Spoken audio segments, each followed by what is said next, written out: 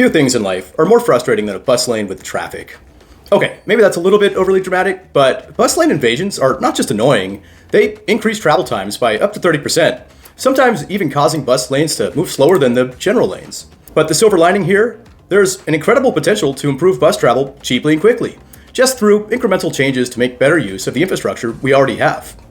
So today, we're going to explore ways agencies around the world have worked to keep bus lanes clear, what works and what doesn't, and what are some tangible actions we can take to maximize the use of our existing bus infrastructure. Welcome to Transit World, videos on all things transportation, with the focus on the developing world. In many cities, bus-only lanes are just not so. Drivers often invade the lanes, using them as a general purpose lane, or worse, using them as a place to stop or park. Many cities, even those not particularly well known for having bus lanes, report hundreds of violations per day. And numbers can easily be in the thousands in cities with big bus systems. And these vehicle violations mean delayed buses.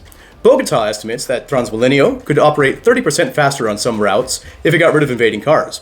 And studies from London to New York to San Francisco come to similar findings. These invading drivers are also dangerous and are the leading cause of accidents in bus lanes for many cities. Transit agencies spend time and money investing in bus infrastructure, but then are unable to reap its full benefit because of these invading drivers. Let's fix that. Side note, for the rest of the video, I'll be referring collectively to bus lanes to mean both curb running and median running bus lanes, since I think these findings apply to both for today's topic. But to be clear, these invasion problems are much worse for curb running bus lanes, since they have more conflicts with more people making right turns, which usually don't have their own signal phase. And of course, the curb is also where people go to stop, to pick somebody up, or to make a delivery, or to try to find a place to park. It's impossible to find exactly how many curb-running bus lanes are out there, especially since they're usually excluded from formal lists of BRT systems. But many cities have almost 100% of their bus lanes curb-running. And even Mexico City, with one of the world's largest center-lane running BRT systems, still has more routes and more bus lane miles that are curb-running than median running. So the point is, curb-running bus lanes are common. In fact, in almost all places, they are the most common type of bus lane. And even though they don't follow all the best practices in bus design, they're often what you have, for better or for worse. So I really do think we should focus on maximizing their potential just as much, if not more, than for your full BRT lanes. So anyway, what should we do about these invading bus drivers? Well, I've compiled a list of solutions transit agencies around the world have done, and this comes from my personal observations both as a transit planner, but mostly as an angry BRT rider who's been fed up with lane violators. I've also taken a look through academic studies, government websites, and honestly just like a lot of social media and Reddit posts. Again, the best ideas always come from the angry BRT riders, and sometimes operators, that talk about transit solutions on the internet. For each of these solutions, I'm going to evaluate it based on its impact, how much does it actually improve travel times, economic feasibility, would this cost $1 million, or is this literally the type of thing you and your activist urban friends could do in a few hours with items from Amazon? Not that I would encourage you to do that. And practical feasibility. Could all bus lanes do this, or is this only feasible for systems with certain conditions? I'll come back to this at the end of the video and use this table as a framework for some actions I think we can all take. Okay, so to think through solutions to keep invaders out of bus lanes, you need to first understand why people invade bus lanes. And I think there are really two reasons. The first is that they're genuinely confused. This is a common issue in areas where bus lanes are not just bus lanes. Sometimes bus lanes only exist in peak hours and are converted to parking or general flow. Otherwise, that can cause confusion. And some bus lanes also do allow some non-buses, such as carpools or low to no emission vehicles, taxis, etc. Sometimes it can be difficult to know if you're allowed in there. Also, in areas where bus lanes are not well marked, people may just accidentally end up in the lane without knowing it. Luckily, there are some pretty straightforward solutions to these issues. I mean, most of traffic engineering is specifically geared towards preventing confusion on streets. So paint the busway, either a solid color or with clear lane markings that make it different from all the other lanes.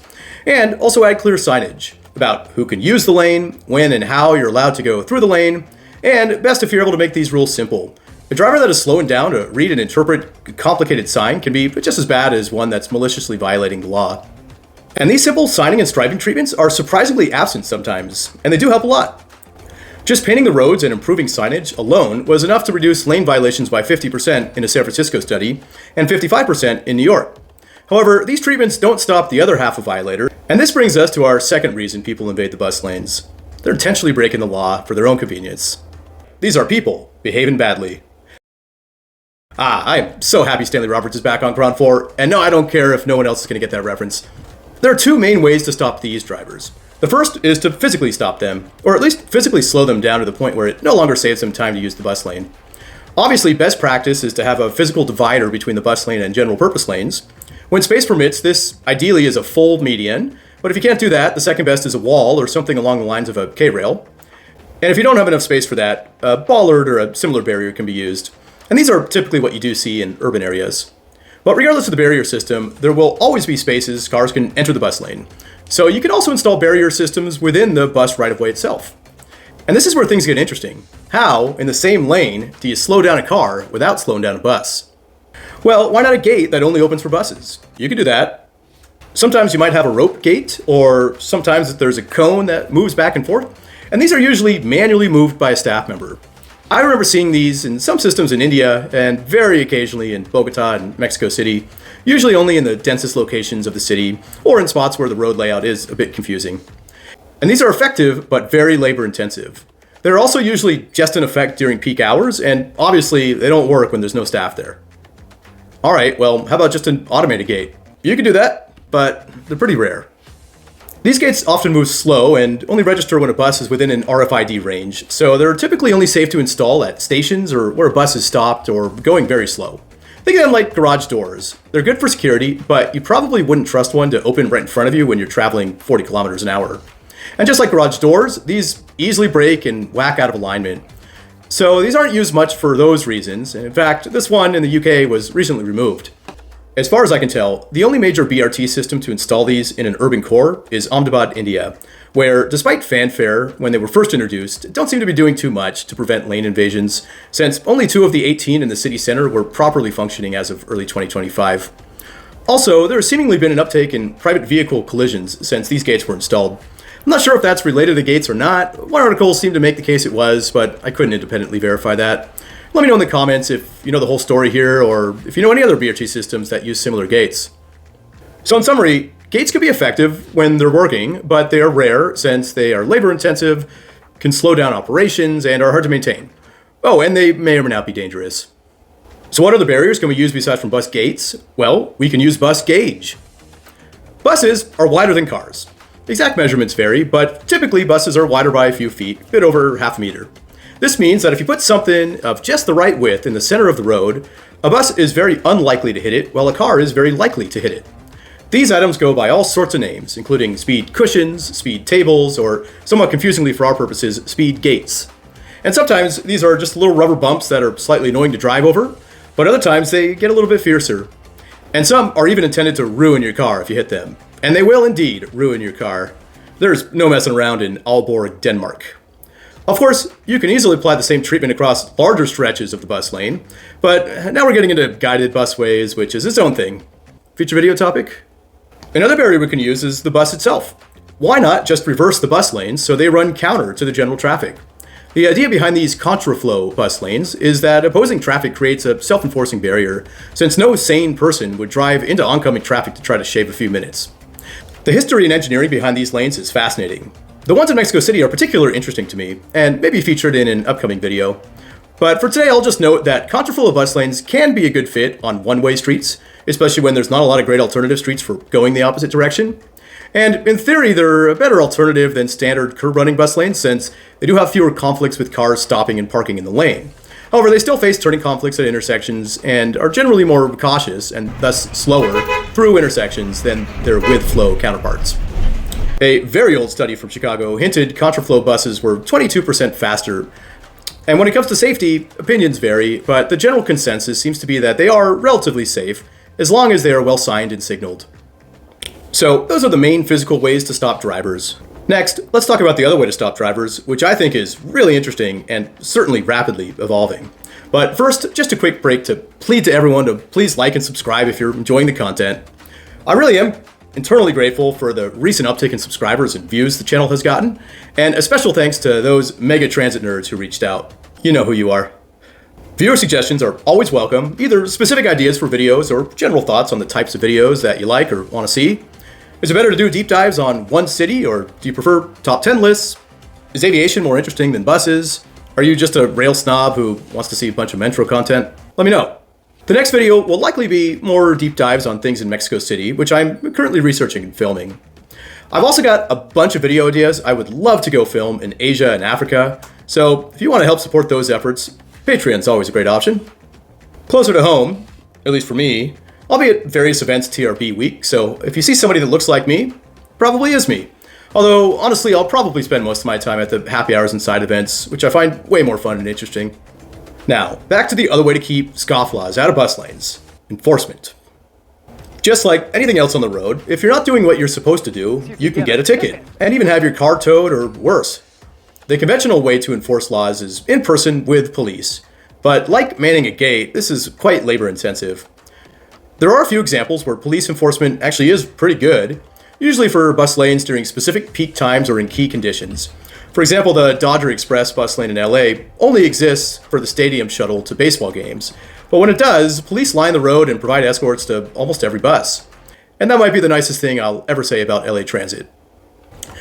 But if you look at a city that actually runs real transit on a regular basis, police enforcement is spotty at best, since it takes a lot of people to fully cover the network, and police, even those that are just focused on transit, have other things to do. So now let's talk about a method that's not as labor intensive: automated camera enforcement. The idea of speed cameras is not new. Cameras have been used to issue tickets since the 1960s. But what is new is the role of AI in the processing of data. Starting very recently, like within the last 5 years, we have had high-fidelity, mobile, and relatively cheap images that you can take from a camera placed on a bus or along a right-of-way, which can automatically detect invaders and issue tickets. Often the only labor required is a person in the office to review the infraction to confirm it's valid. And over the last several years, many transit agencies around the world have implemented or dramatically expanded pilots of these cameras. Setting aside concerns about Big Brother and metadata, for better or for worse, you really have no privacy in public.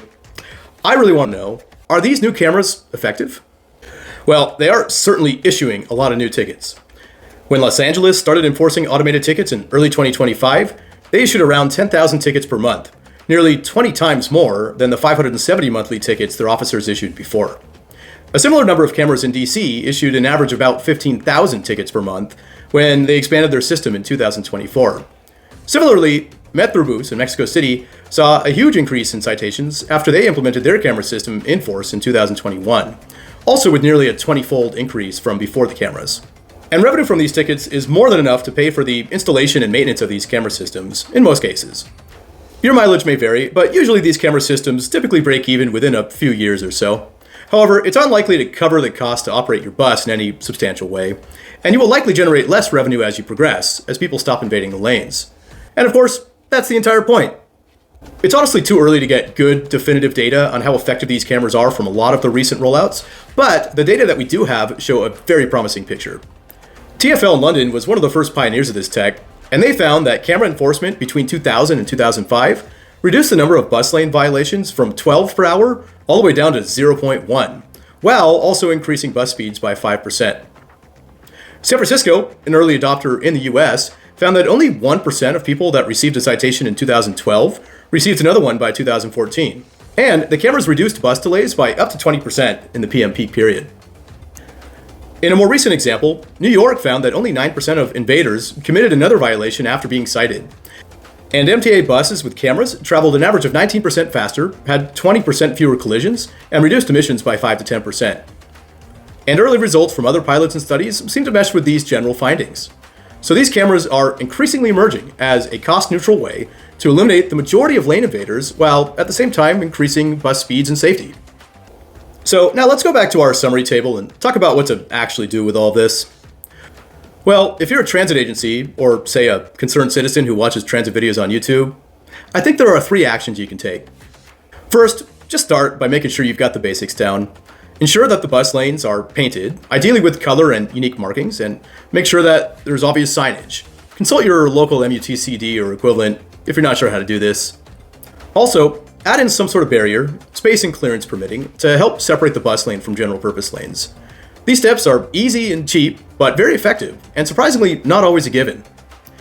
Second, consider some sort of physical barrier to install within the bus right-of-way. This doesn't need to be a full bus guideway system or the Denmark death trap. It could be as simple as a few rubber speed cushions, which are cheap and easy to install. But these extra touches are inconvenient to scofflaw drivers and also demonstrate that your transit agency is taking extra steps to care about their bus infrastructure. And third, automated camera enforcement really does seem like a slam dunk. Yes, there are privacy and regulatory hurdles in some cities to get these up and running, but it's rare to find a cost-neutral solution that is so effective while also bringing benefits such as increased safety and emission reductions. And if this is going to be politically difficult to do, consider putting the revenue generated by these citations directly towards a service drivers can also benefit from, like fixing potholes or extra street sweeping. NGOs and nonprofits like WRI and ITDP regularly publish guides that share the best practices and case studies for transit planners. And these guides are great, even the ones that made the mistake of including this unsavory author. But I would love to see more focus on bus lane enforcement in these guides. In particular, the BRT standard by ITDP is a publication that is used quite a bit by bus planners, and I think it could benefit from bolstering its recommendations related to preventing lane invaders. I have a few specific recommendations I would love to see them include in their next edition of this guidebook. Here are those details on the screen, so feel free to pause if you want to read through them a bit more. People love to focus on big transport megaprojects, and I do too. They're the focus of nearly half my videos. But little tweaks and incremental improvements to existing infrastructure are often just as effective as building something brand new, and you can do them at a tiny fraction of the price. The calculus is admittedly part art, part science, but at least in theory, a 20% increase in existing service more or less has the same impact to overall transit than does adding a new metro line to a 5-line system. And I think expelling cars from bus lanes is a perfect example of this. A small, honestly kind of mundane action that can actually make a huge difference. So that's the video for today. Thank you so much for watching. I'll see you next time.